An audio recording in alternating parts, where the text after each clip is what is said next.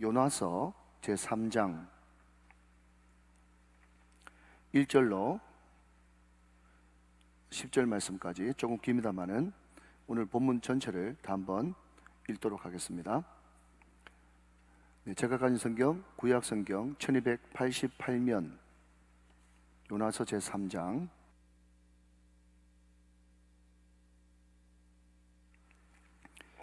이 계시 말씀을 한 절씩 나눠서 교독하실 때 살아계신 하나님의 음성을 들어주기를 원합니다. 제가 먼저 1절을 받들었죠. 여호와의 말씀이 두 번째로 요나에게 임하니라 이르시되 일어나 저 큰 성읍 니느웨로 가서 내가 내게 명한 말을 그들에게 선포하라 하신지라. 요나가 여호와의 말씀대로 일어나서 니느웨로 가니라. 니느웨는 사흘 동안 걸을 만큼 하늘 앞에 큰 성읍이더라. 요나가 그 성읍에 들어가서 하루 동안 다니며 외쳐 이르되 40이 지나면 니느웨가 무너지리라 하였더니 니느웨 사람들이 하나님을 믿고 금식을 선포하고 높고 낮은 자를 막론하고 굵은 베옷을 입은지라. 그 일이 니느웨 왕에게 들림에 왕이 보좌에서 일어나 왕복을 벗고 굵은 베옷을 입고 제위에 앉으니라. 왕과 그의 대신들이 조서를 내려 니느웨에 선포하 이르되 사람이나 짐승이나 소떼나 양떼나 아무것도 입에 대지 말지니 곧 먹지도 말 것이요 물도 마시지 말 것이며 사람이든지 짐승이든지 다 굵은 베옷을 입을 것이요 힘써 하나님께 부르짖을 것이며 각기 악한 길과 손으로 행한 강포에서 떠날 것이라. 하나님이 뜻을 돌이키시고 그 진노를 그치사 우리가 멸망하지 않게 하시리라. 그렇지 않을 줄을 누가 알겠느냐 한지라. 하나님이 그들이 행한 것 곧 그 악한 길에서 돌이켜 떠난 것을 보시고 하나님이 뜻을 돌이키사 그들에게 내리라고 말씀하신 재앙을 내리지 아니하시니라. 아멘. 아멘. 자, 여러분 주일 낮에 뵙지만은 우리가 라이프 랭귀지, 비전 랭귀지 하는데 우리 오른손을 불끈 쥐고 한번 선포하고 말씀을 받도록 합시다. 나는 잘 되는 사람입니다. 앞으로 더 잘 될 것입니다. 왜냐하면 하나님이 나와 함께 하시기 때문입니다. 그렇게 믿으시면 아멘. 선포한 대로 믿음대로 그대로 되시기를 주님의 이름으로 축원합니다. 유대인들에게 내려오는 민담 하나가 있다고 합니다. 그 이야기가 뭔가 하면 어느 하루는 한 사람에게 천사가 나타났어요. 그리고는 다짜고짜 하는 말이 뭔가 하면 내가 너에게 복 주기를 원하는데 너에게는 그대로의 복을 주고 네가 지목하는 한 사람에게는 갑절 2배의 복을 네가 무엇을 원하든지 내리겠다. 그렇게 놀라운 그런 축복의 메시지를 전했습니다. 그런데 이 사람이 갑자기 그 이야기를 듣고는 번뜩 한 사람이 떠올랐어요. 그런데 그 생각은요, 축복의 생각이 아니라 너무너무 상상만 해도 무시무시한 생각이에요. 그래서 이 사람이 그 천사한테 뭐라고 이야기했는가 하면 천사님, 누구를 이야기하면서 저에게 그 사람에게 눈 하나 멀게 해주세요. 그렇게 부탁을 했다는 것입니다. 아직까지 못 깨닫는 분이 몇 분 계십니다. 자, 여러분 정리하면 천사가 나타나서 당사자에게는 그대로 되고 또 그 사람이 지목한 사람에게는 갑절로 2배로 임한다고 그랬어요. 그런데 그 사람이 천사한테 자기 눈 하나 멀게 해달라 그랬어요. 그러면 그 사람이 미워한 사람, 그 사람이 두고두고 원수처럼 생각한 그 사람은 어떻게 되는 겁니까? 2눈이 다 멀게 되는 것이죠. 여러분 사람이라는 것은 누구나 죄성, 이 원죄라는 것을 가지고 있기 때문에 어떤 사람이 자기를 미워하고 어떤 사람이 자기한테 핍박을 하면 반드시 대갚아주고 싶은, 그런데 그냥 대갚아주는 것이 아니라 최소한 갑절로 대갚아주고 싶은 그런 죄악, 원죄가 우리 인간들한테는 다 있다는 거예요. 그래서 여러분 구약의 모세 율법에 보면 어떤 말이 나오죠? 눈에는 눈으로, 이에는 이로, 발에는 발로, 손에는 손으로. 이것이 출애굽기에 나오는 말씀이거든요. 무슨 말씀인가 하니까 우리 인간의 죄성 때문에 여러분 어떤 사람이 실수로 내 눈 뺐어요. 그러면 눈만 빼야 되는데 어떻게 해요? 눈도 빼버리고 이도 그냥 빼버려요. 어떤 사람은 이를 뺐는데 어떻게 해요? 그 마음속에 미움과 원한 때문에 손도 발도 잘라버려요. 그게 인간의 죄성이거든요. 그러니까 이렇게 되어지면 하나님의 백성도 아니고 사회가 무너지고 엉망진창이 되겠다 생각한 이 구약의 율법은 최소한 눈은 눈만, 이는 이만, 손은 손만, 발은 발만 하면서 마지노선을 정해놨다 하는 것입니다. 여러분, 오늘 본문의 요나도 여러분 마찬가지 아닙니까? 하나님이 아미떼의 아들 요나에게 임해서 너는 저 죄악의 도성 너네에 가서 외치라, 그렇게 이야기했어요. 심판의 메시지를 전하라는 거죠. 그런데 요나는 그 하나님의 말씀에 순종하기가 싫었어요. 도무지 용납이 안 됐어요. 왜냐하면 잘 아시듯이 아수르라고 하는 나라, 그리고 아수르 나라의 수도인 느웨는 지금 우리로 따지자면 일본과 같은 그런 존재였거든요. 이스라엘 백성들을 무참히도 짓밟고 모질게도 고문했습니다. 그리고 그 사람들이 주전 722년에 이스라엘을 빼앗고 난 다음에 혼혈 정책을 써가지고 완전 민족 자체를 말살시키는 그런 악독한 민족이었어요. 그런데 그 사람들한테 가서 심판의 메시지를 전해라. 여러분, 요나는 선지자예요. 그렇기 때문에 심판의 메시지를 전해라, 무너진다고 해라, 망한다고 해라, 그렇지만은 하나님의 마음을 요나는 아는 거예요. 뭘 알죠? 하나님의 본심은 시작, 심판이 아니라 구원입니다 라는 것을 알고 있었거든요. 그러니까 내가 거기 가서 메시지를 전하고 하나님의 심판의 경고의 메시지를 전하면 그 사람들이 회개해버리면 어떡하지? 그 사람들이 돌이켜서 하나님께서 또 그걸 받아들이셔가지고 재앙을 내리지 않으면 어떡하지? 나는 죽어도 그 일을 못한다 하면서 하나님께서는 분명히 느네로 가라고 했는데 완전 반대편, 그 당시에 땅끝 다시스로 가는 요나의 모습, 이것을 우리는 알고 있지 않습니까? 여러분, 공자생님이 말하기를 사람은 자고로 세 가지 종류의 인간이 있다 그랬어요.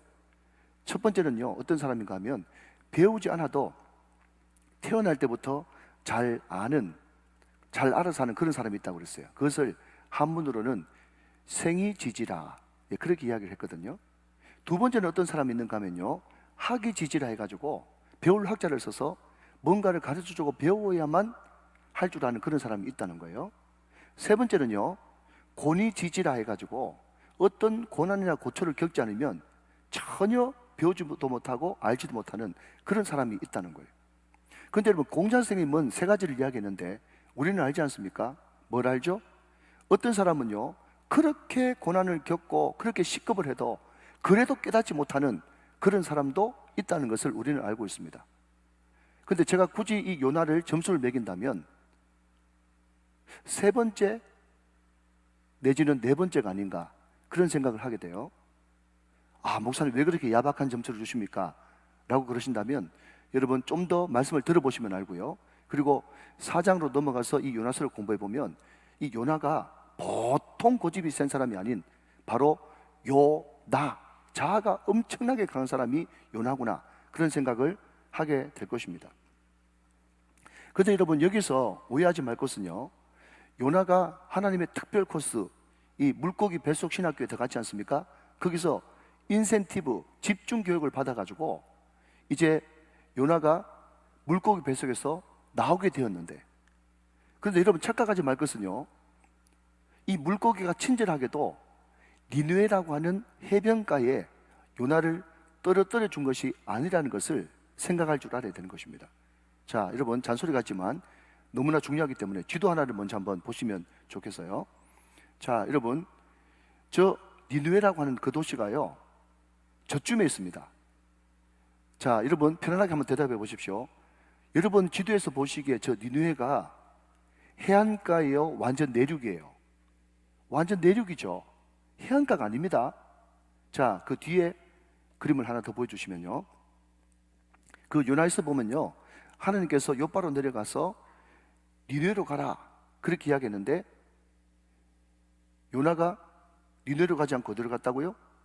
다시스, 지금의 스페인, 그 당시에 땅끝 저 끝까지 완전 반대로 하나님이 절대로 못 쫓아오도록 도망가야 되겠다 하고는 완전히 명령하신 그 반대편으로 가버린 것입니다.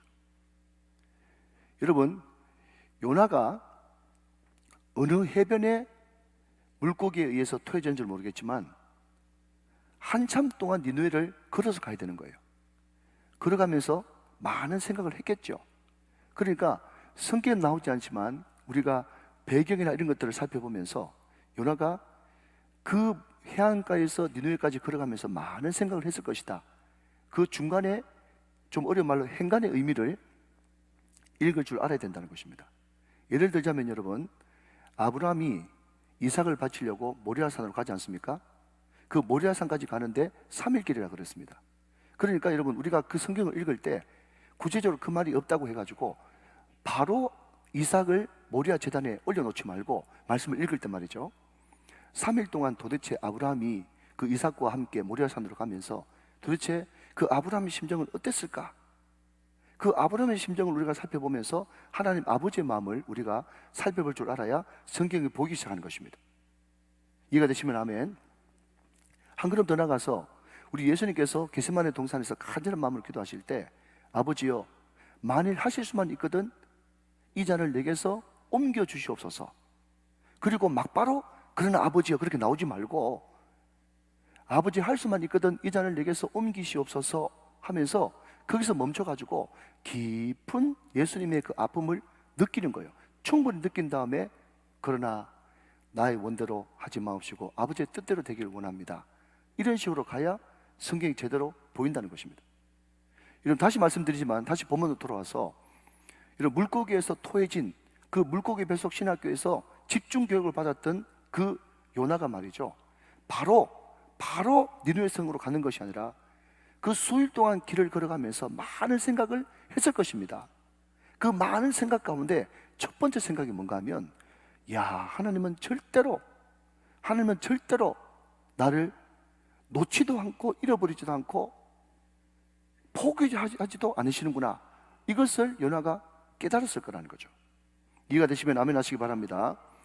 여러분, 요나는 생각할 때 이 정도까지 했으면 포기하시겠지 생각했을지 모르겠어요.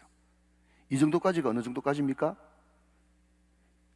그 당시 땅끝이라고 하는 다시스까지 도망갔으면, 또 물에 빠져서 죽을 각오로 그냥 물에 뛰어들었으면, 이만큼 주님을 실망시켜 드렸으면 얼마든지 포기할 만한데, 하나님이 한번 택하시고 한번 점 찍으시면 절대로 내가 중간에 포기한다고, 중간에 그만둔다고, 그분도 그러면 알았다 나도 그만둘게 이런 분이 아니고 끝까지 추적하시고 끝까지 따라오셔서 반드시 그 사망의 길로 보내고야 마시는 하나님, 지독한 하나님의 사랑.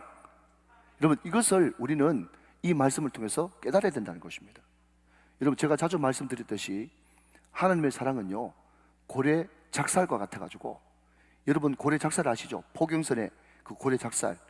그런데 그 고래 작살이 핑 하면서 날아가가지고 고래 등에 탁 꽂히면 말이죠, 여러분 그게 빠집니까? 갈고리처럼 되어 있는데 그게 빠집니까? 절대로 안 빠져요. 고래는 자기 힘대로 해보려고 막 피를 철철 흘리면서 바다를 헤엄치지만 끝까지 그 고래 작살이 놓지 않고 결국에는 힘이 다 빠져가지고 질질 끌려올 때까지 그것은 포기하지 않거든요. 여러분, 하나님의 사랑은 고래 작살과 같아서 우리를 한번 점 찍으시고 한번 보내시고 한번 택하시면요, 끝까지 따라오시고 초족하셔서 하나님께서 반드시 우리를 향한 그 뜻을 이루고야 마십니다. 이 놀라운 사랑, 우리 입으로 정말 이것은 사랑이었네, 이것은 지독한 하나님의 사랑이었네 고백할 때까지 하나님은 끝까지 함께 주십니다. 사랑하는 여러분, 혹시 여러분 가족 가운데, 자녀들 가운데 아무리 기도해도 돌아오지 않는 그런 자녀들이나 가족이 있습니까? 염려하지 마십시오. 여러분, 기도만 해놓으십시오. 하나님이 그 사람을 반드시 책임지시도록, 하나님께서 그 사람을 함께 하시고 콕 집어주시도록 기도만 해놓으시면요, 여러분 시간이 걸리지만 반드시 돌아오는 그날이 있을 줄로 믿으시기 바랍니다. 우리가 다만 기도할 때 하나님, 사랑하는 내 아들인데, 사랑하는 내 딸인데, 내 가족인데 너무 하나님 앞에 맞지 않고 요나처럼 돌아가지 않고 하나님 마음, 자신의 마음, 우리 가족의 마음 힘들게 하지 않고 하루속히 돌아올 수 있도록 기도하시면 그 기도가 바른 기도고 잘하는 기도인 것입니다. 오늘 이 기도가 늘 충만하시기를 주님의 이름으로 축원합니다. 우리가 생각할 때는요, 부를 사람도 많습니다. 똑똑한 사람도 많아요. 또 그 일을 잘할 사람도 많습니다. 그리고 자원해서 시킬 사람도 많은데 왜 또 요나 같은 나를 시키시는 걸까? 여러분, 그게 하나님의 사랑이라니까요. 요나만 그러면 예외다 그렇게 생각할 수 있겠지만 여러분, 성경의 모세를 한번 보십시오. 모세 나이가 80이 됐습니다. 모세의 고백대로 40년 동안 살인을 저지르고 난 이후에 40년 동안 양만 쳤기 때문에, 목동 생활을 했기 때문에 여러분 전혀 대화가 없어가지고 입이 뻣뻣하고 둔한 건 맞아요. 지금 이 나이에 내가 뭘 할 줄 알았을까? 그 말도 맞는 말입니다. 그러나 그럼에도 불구하고 하나님은 모세를 끝까지 붙들어 서시고 모세에게 다시 한 번 더 사명의 자리로 보내셨습니다. 여러분, 모세만 그렇습니까? 신약으로 쭉 넘어가서 베드로는 어떻습니까? 베드로는 주님의 수제자예요. 이름은 수제자였는데 주님을 부인하고 도망가고 배신한 사람입니다. 그럼에도 불구하고 우리 예수님은 끝까지 베드로를 포기하지 않고 내가 나를 사랑하느냐? 내 양을 먹이라, 내 양을 치라 하시면서 다시 한 번 더 베드로에게 세컨 찬스를 주었습니다. 여러분, 어떤 학자가 이 모세를 가르쳐서 요나를 가르쳐서 베드로를 가르쳐서 제2의 기회, 세컨 찬스라고 하는 그런 말을 썼더라고요. 얼마나 이것이 은혜가 되고 감동이 되어지는지 여러분 생각하십시오. 생각해 보십시오. 우리 인생 가운데 우리가 신앙생활 하면서 이 세컨 찬스, 제2의 기회가 우리에게 주어지지 않았다면 우리는 얼마든지 버림받고 저 지옥 밑바닥에서 여러분 죄악 가운데 뒹굴어 서야 마땅한 그런 사람입니다. 우리는 베드로처럼 수시로 도망가고 수시로 부인하고 수시로 배신한 사람이었어요. 우리는 모세처럼 수시로 못한다고 하고 하나님이 이리로 가라면 저리로 가는 요나와 같은 그런 사람이었습니다. 그러나 하나님께서는 창세전부터 우리를 택하셨습니다. 우리를 점 찍으셨습니다. 우리를 사명자로 부르셨습니다. 우리를 직분자로 부르셨습니다. 우리를 거룩한 성도로 부르셨습니다.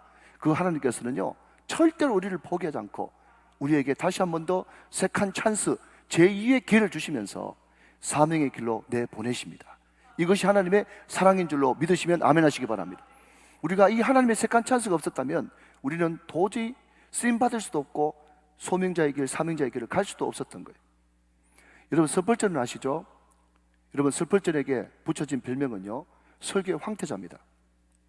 황금의 입입니다. 얼마나 말씀을 잘 전하시는지. 그래서 여러분, 돌아가신 사랑의 교회 고 옥하는 목사님은요 자기가 설교집을 보면서 한 번도 참고만 하지 소위 말해서 표절하고 싶은 마음이 없었는데, 스펄전 목사님 특별히 시편 강해 같은 경우는 정말 손댈 것도 없이 완벽한 그런 주예고 말씀이라 가지고 그 시편 강의를 하면서 스펄전 목사님 설교를 그대로 뺏기고 싶은 마음이 간절했다 할 정도로 그만큼 탁월한 설교자, 지금부터 한 120년 전의 사람인데요 그만큼 대단한 사람이었어요. 그런데 이 스펄전 목사님이 영국 런던에서 목회를 하실 때 한참 성도들이 많이 모일 때는요 한 번에 5,000명씩 예배를 드렸습니다. 역사가들에 의하면요 영국의 기마 경찰들이 주일마다 그 교회 교통정리를 서줄 정도로 대단한 교회를 목회하는 분이었어요. 그러나 그럼에도 불구하고 여러분 5,000명 성도가 모여도 한 명의 집사가 그 마음을 어렵게 하고 힘들게 하면 목회자는 너무너무 고통스러운 것입니다.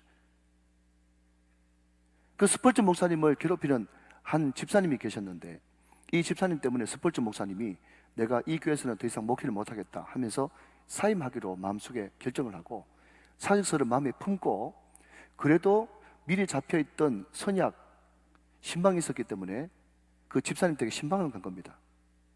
그 집사님 댁에 목장을 하는 그런 집사님이셨는데 신방을 마치고 나오는데 이 집사님이 목사님이 됐다고 그냥 혼자 가도 된다고 그러는데, 여러분 목장에 이 주인이 말이죠 우리로 말하자면 등산화 비슷한 그런 것을 치지 않습니까? 작업화를요.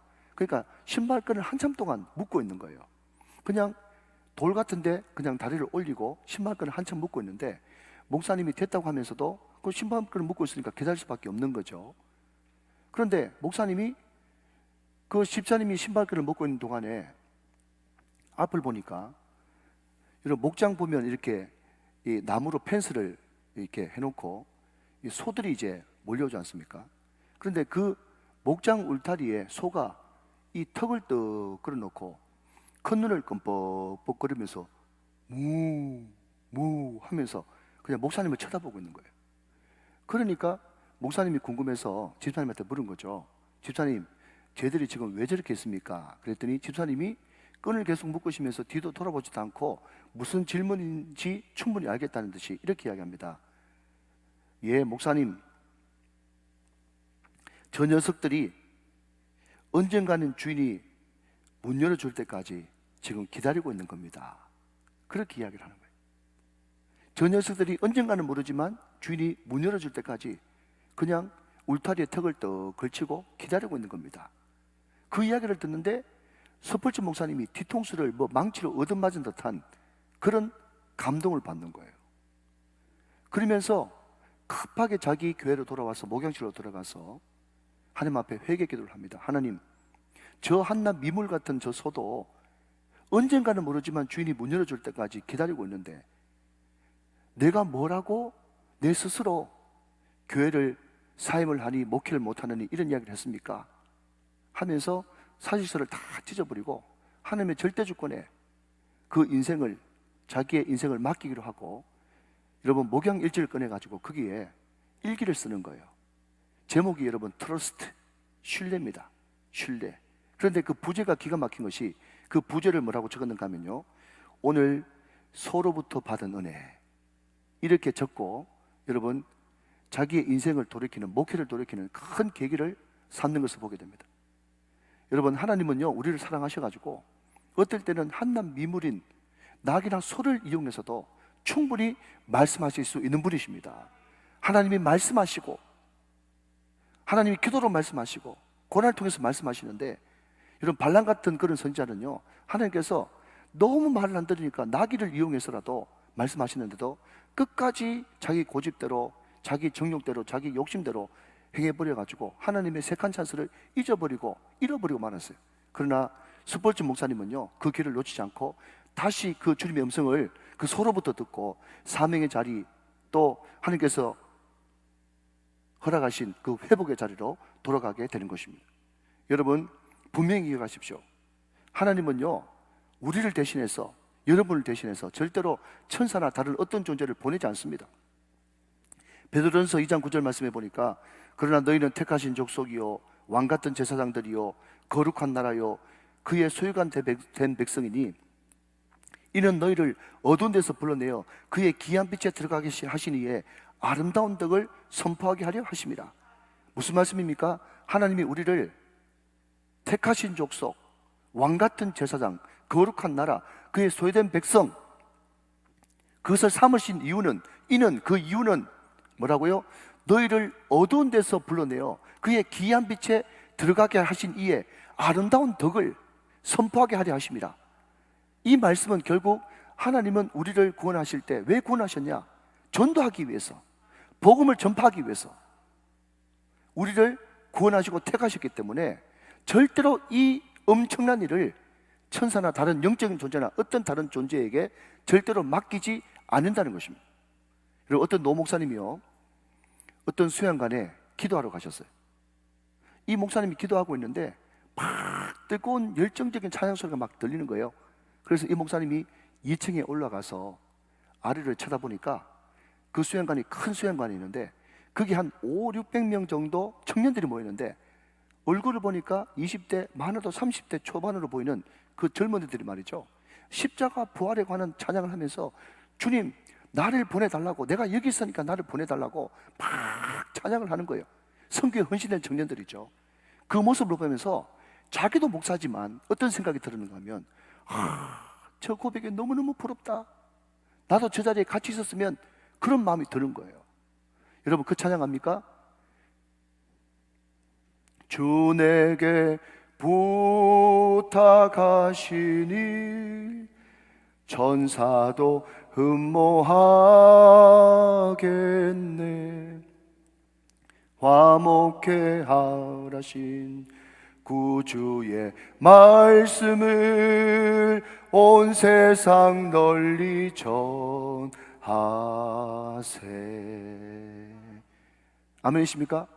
여러분 주님이 나한테 복음을 전하라, 전도해라, 이것은요 여러분 천사한테도 맡긴 것이 아니에요. 거룩한 나라, 택하신 족속, 왕같은 제사장인 저와 여러분에게만 맡기시고 부탁하신 것입니다. 그러니까 이 여러분 이 복음 전파의 사명, 이 사명이 얼마나 여러분 부러웠으면 천사도 부러워하면서 흠모하겠습니까? 사랑하는 여러분, 오늘 이 주님이 부탁하신 말을 다시 한 번 더 마음속에 간직하는 저와 여러분 되시기를 주님의 이름으로 축원합니다. 오늘 혹시 여러분 가운데 이 말씀을 들으면서 하나님께서 침체되어 있는 나에게, 또 꺼져 있는 나에게, 힘들어하는 나에게, 또 주저앉아 있는 나에게 이 말씀을 통해서 하나님께서 다시 한 번 더 세컨 찬스를 주시는구나, 제2의 길을 주시는구나, 그렇게 다짐하고 결단할 수 있는 복된 여러분이 다 되시기를 다시 한번 주님의 이름으로 축원합니다. 그럼 둘째로 오늘 본문 3절에서 8절 말씀까지 보면요, 거기에 전혀 믿기 어려운 그런 이야기가 등장합니다. 그러나 여러분, 이 이야기를 절대로 그냥 전설이나 설화로 믿으면 안 되고요, 있는 말씀 그대로 믿어야 될 것은요, 여러분 마태복음 12장에 보면, 누가복음 11장에 보면, 여러분 대개 가셔서 한번 찾아보시면요, 예수님이 직접 이 요나의 사건을 언급하십니다. 여러분 아멘 하시기 바랍니다. 예수님은 아멘이십니다. 예수님은 진실이십니다. 예수님은 거짓말 못하세요. 예수님이 이 요나 사건을 직접 인용하셨다는 것은요, 이 요나 사건이 그냥 설화나 동화 이야기가 아니라 역사에 실제로 있었던 사건이라는 것을 말씀하고 있다는 것입니다. 그런데 여러분, 여기에 니느웨라고 하는 이 성이 말이죠, 2절 말씀에 보니까 저 큰 성읍 니느웨, 그러면서 크다, 그렇게만 표현했어요. 그런데 제가 이 말씀을 연구하고 공부하면서 한번 자료를 찾아보니까요, 고고학자들에 의하면 이때 이 니느웨라고 하는 이 성읍은요, 이미 성벽 높이가 30m 정도 됐다고 합니다. 그러니까 아파트 10층 이상의 높이, 어마어마한 높이죠. 그리고 그 넓이가 말이죠, 얼마나 넓고 광활했는지 마차 세대가 동시에 지나갈 정도의 넓이였다는 겁니다. 이런 이야기를 하시면 설교를 잘 듣는 분은 약간 놀라는 척도 하신데, 마스크 때문에 못 놀라시는 거죠? 그죠? 높이가 30m에 마차가 3대 정도 지나갈 수 있는 그 넓이, 대단하죠? 그러니까 여러분, 우리나라에 있는 남한산성은요, 그냥 돌담 수준인 것입니다. 어마어마한 것이에요. 그리고 여러분, 성마다 여러분 그 성을 지키는 파수대가 있지 않습니까? 그런데 이 느느웨 성이라고 하는 이것이 전체가 한 60마일 정도 돼가지고 오늘 성경에 나오는 것처럼 그냥 사람 걸음걸이로, 작년 걸음걸이로 사흘 동안 걸어가야 되는 큰 성읍인데, 그 성읍의 파수대, 그 성을 지키는 파수대가 1,500개나 있을 정도로 엄청나게 큰 그런 도시예요.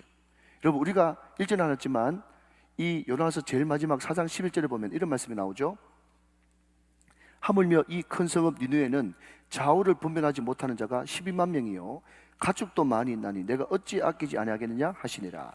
여러분, 이 큰 성읍에 좌우를 분별하지 못하는 사람이 몇 명이었다고요?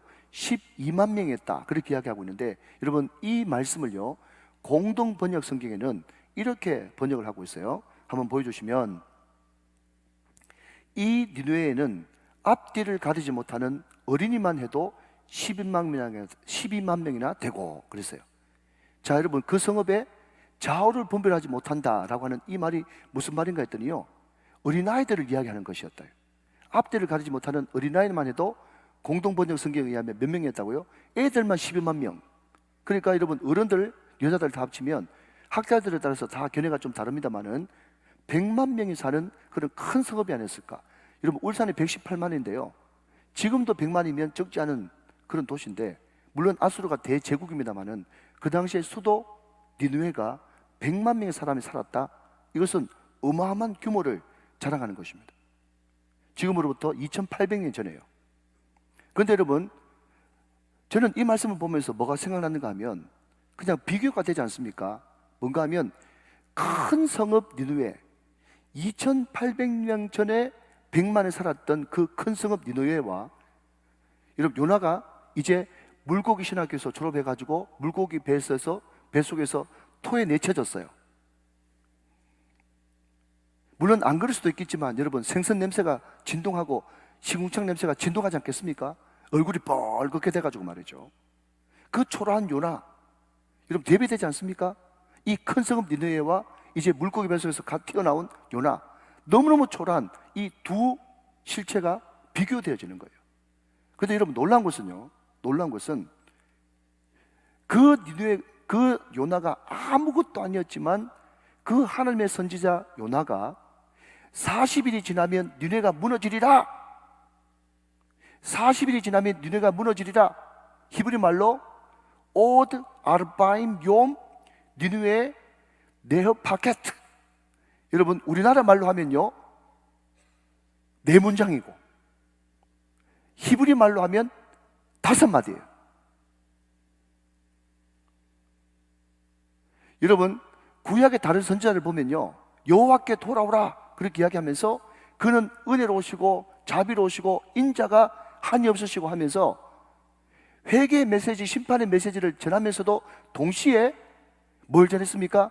하나님의 성품, 하나님의 인격, 하나님의 인자하심, 이것을 가르쳐 주면서 심판의 메시지를 전했어요. 하나님은 이런 분이기 때문에 너희들이 돌아오면 얼마든지 용서받을 수 있고 다시 회복될 수 있다. 이것이 선지자들의 공통 메시지였는데, 요나는 여러분 말씀을 전할 때 한글로 4마디, 40일이 지나면 니네는 무너진다. 히브리 말로는 5마디.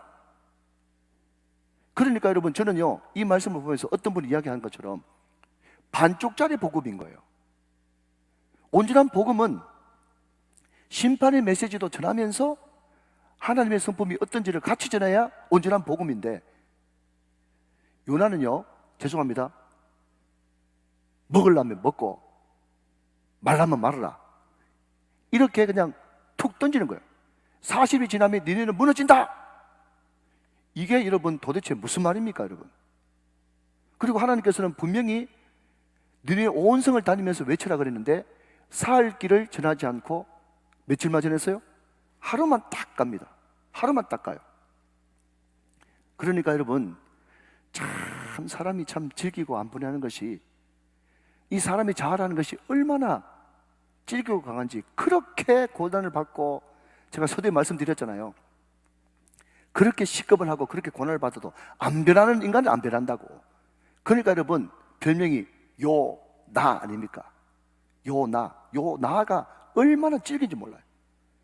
하나님이 그렇게 여러분 시급을 시켜서 보냈는데도 온전한 복음도 안 전하고 반쪽짜리 복음, 40이 지나면 니네가 무너진다. 들으면 듣고 말만 말아라.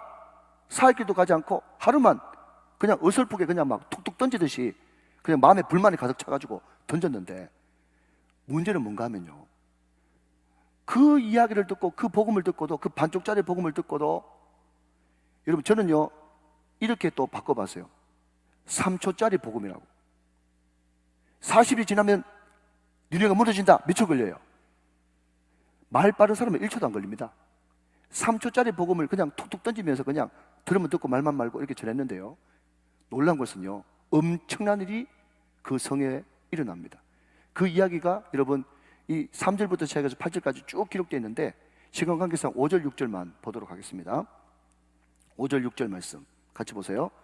니느웨 사람들이 하나님을 믿고, 하나님을 전혀 모르는 사람들입니다. 그런데 이 반쪽짜리 복음을 듣고 하나님을 믿고 금식을 선포하고 높고 낮은 자를 막론하고 굵은 베옷을 입은지라. 굵은 베옷을 왜 입는지는 여러분 아시죠? 회개의 상징 아닙니까? 6절 말씀.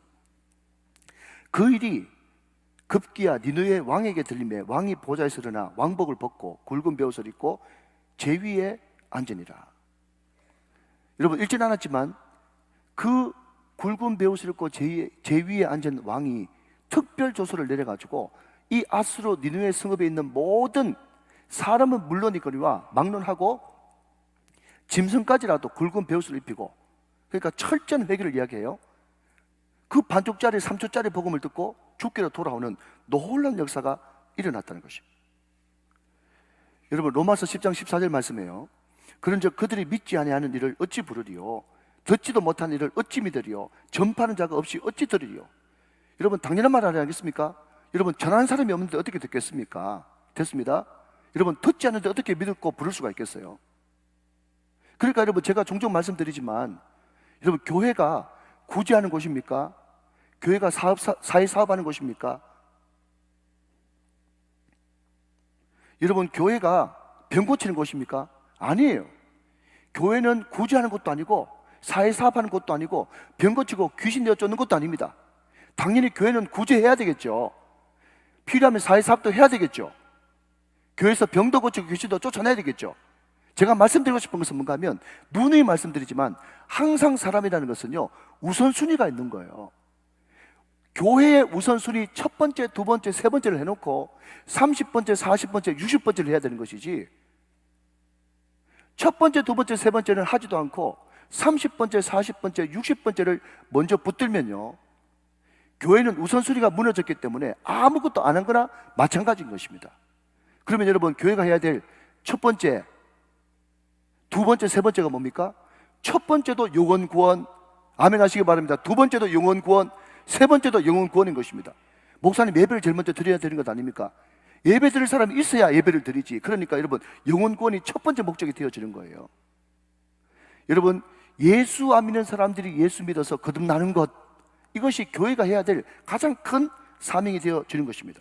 여러분, 그렇기 때문에 베드로전서 1장 23절 말씀을 보니까 너희가 거듭나는 것은 썩어져 씨로 된 것이 아니요 썩지 아니할 씨로 된 것이니 살아있고 항상 있는 하나님의 말씀으로 되었느니라.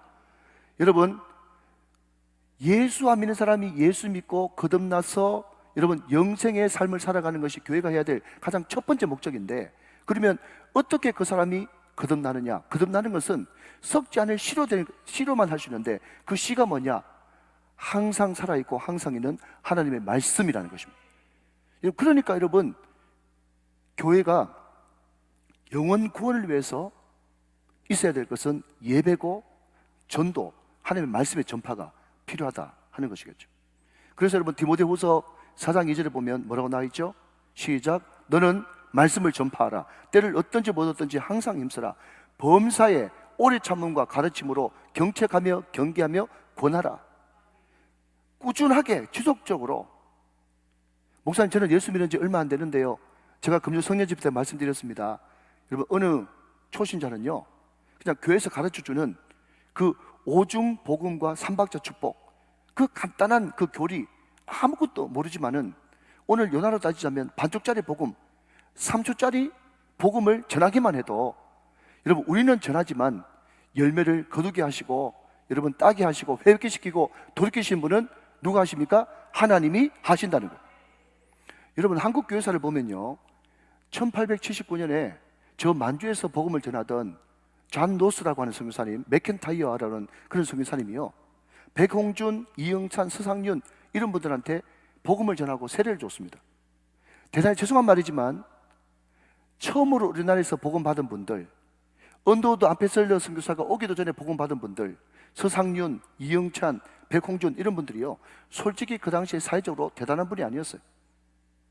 서상윤 같은 이런 분들은요, 홍삼 장수였어요. 홍삼을 그냥 중국 쪽에 내다 파는 홍삼 무역상이었거든요. 그런데 하나님의 특별한 섭리로 이 사람이 존 노스 맥켄타이어 선교사님에게 여러분 복음을 듣고 세례를 받고 한국 최초의 권서인이 되어집니다. 권서인이 뭡니까? 성경을 지게 지고 그냥 나르다 주는, 성경 보급하는 그런 사람이 권서인이에요. 여러분, 생각 한번 해보십시오. 이 백홍준, 이영찬, 서상윤 이런 분들이 말이죠, 자기가 전하는 이 복음, 이 성경책을 읽고 100년 뒤에 저 서울에, 저 부산에, 울산에, 저 광주에, 저 전주에, 여러분 가는 곳마다 십자가의 빨간 불빛이 우적선처럼 빌딩처럼 서 있는 그런 나라를 꿈이라도 꾸겠습니까? 여러분, 아멘 하시기 바랍니다. 하나님이 하셨습니다. 하나님이 하십니다. 하나님이 하실 것입니다.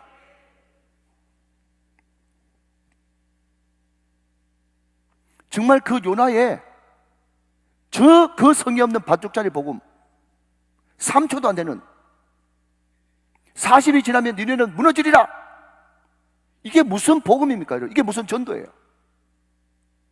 그렇지만 여러분, 외치니까 듣게 되고, 들으니까 믿게 되고, 믿게 되니까 부를 수 있게 되는 것입니다.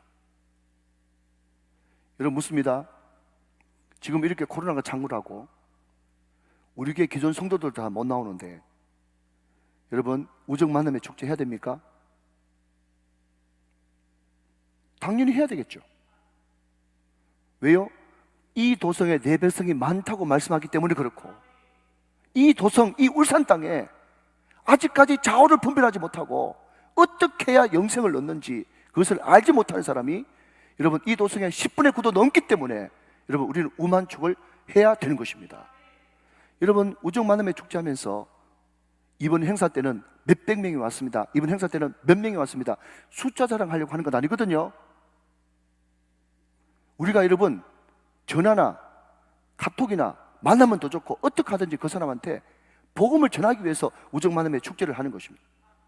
사랑하는 여러분, 안 모시고 와도 괜찮습니다.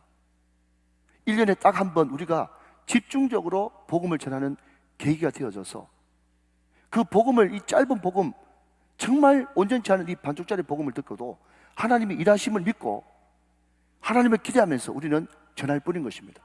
여러분, 순종하면 역사가 나타나는 줄로 믿으시면 아멘 하시기 바랍니다. 여러분, 이 세상에서요 가장 의미 있는 일은요 생명을 살리는 것입니다. 영원히 지옥불에 던져져서 멸망받을 수밖에 없는 그 인생을 영원한 천국에서 영생 복락을 누리도록 만들어주는 이 놀라운 생명 구원하는 일, 이것은 정말 보람있고 가치있고 거기에 한번 목숨을 던져볼 만한 그런 의미 있는 일인 것이죠. 여러분, 지금 사회가 어렵고 점점 인간성이 바닥을 친다고 생각하시지만 여러분, 예수 믿고 전도하는 것이 사회 변혁을 일으키는 가장 큰 밑바닥이라는 것을 여러분 아십니까? 오늘 이것을 마음속에 좀 가져갈 필요가 있는 것이죠. 여러분, 이제 말씀을 맺겠습니다. 저는 이 말씀을 묵상하면서 제일 마음속에 감동이 되어지고 은혜가 되는 것은요 10절 말씀에 보니까 하나님이 뜻을 돌이키사, 하나님이 뜻을 돌이키사. 10절 말씀 제가 한번 읽어봅니다. 하나님이 그들이 행한 것 곧 그 악한 길에서 돌이켜 떠난 것을 보시고 하나님이 뜻을 돌이키사 그들에게 내리라고 말씀하신 재앙을 내리지 아니하시니라. 여러분, 여기 보면요 좀 띄워놓으시고요, 구원의 세 단계가 나와요. 구원의 세 단계 첫 번째는 뭐냐면요, 먼저 그 백성들이 악한 길에서 떠난 것을 보시고, 먼저 보셨어요. 두 번째는 뭐죠? 그 악한 길에서 떠난 것을 보시고 하나님이 뜻을 돌이키셨어요. 그리고 구원의 세 번째 단계가 뭐죠? 뜻을 돌이켜서 재앙을 내리지 아니하셨다. 이것이 구원의 세 단계입니다. 됐습니다, 여러분? 여러분, 저는요 누누이 제 목회의 큰 기둥이 균형이라고 말씀드렸어요. 근데 여기서 말하는 균형은요 절대로 혼합주의, 종교다운주의, WCC 같은 막 뒤죽박죽 섞어가지고 이것도 좋고 저것도 좋다 그런 것에서 균형이 아니고요, 하나님은 크시다는 것입니다. 하나님은 넓으신 분이세요. 하나님은 깊고 높으신 분이세요. 그래서 많은 사람들이 어느 한 곳에 피를 꽂혀가지고 하나님의 어떤 한 면만 믿고 그것만 신뢰하고 교회를 다닙니다. 예를 들자면 이런 것이죠. 여러분, 우리가 자주 고백하는 주기도문에 보면 하늘에 계신 우리 아버지요 이렇게 고백합니다. 여러분, 여기에 등장하는 하늘이라고 하는 것은요 우리 하나님께서는요 우리와 차원이 다른 어떤 공간에서 존재하고 계시다라고 하는 하나님의 초월성을 지금 이야기하고 있는 것이고요, 하늘이라고 하는 단어는요. 그런데 그 초월에 계시는 하나님이 그냥 높은 곳에서 먼 곳에서 가까이 하기엔 너무 먼 당신으로 끝나는 것이 아니라 그 초월에 계신 하나님이 우리의 아버지가 되신단 말이에요. 그 하나님의 내재성이거든요. 여러분, 우리는 서양 철학에 여러분 영향을 받아가지고 항상 하나님 그러면 하나님은 영원하신 분, 하나님은 전능하신 분, 하나님은 전지하신 분, 하나님은 안 계신 곳이 없이 무소부지하신 분, 이런 초월하신 하나님만 믿어요. 그러나 여러분, 하나님은 우리의 아버지가 되십니다. 우리의 아버지가 되셔서 여러분, 우리가 주님 앞에 정말 깊은 죄를 짓고 나 같은 죄인이라도 여러분 지금이라도 돌이켜서 하나님 앞에 울면서 그 악한 길을 떠나서 나의 행실을 고치면 하나님께서 하늘에서 듣고 죄를 사하고 여러분 우리를 고쳐주시고 뜻을 돌이키시고 재앙을 내리지 아니하시는 포근하시고 따뜻하시고 안아주시는 하나님, 그 하나님이 우리 하나님이십니다. 이 두 하나님을 같이 믿어야 되는 거예요. 초월성과 내재성.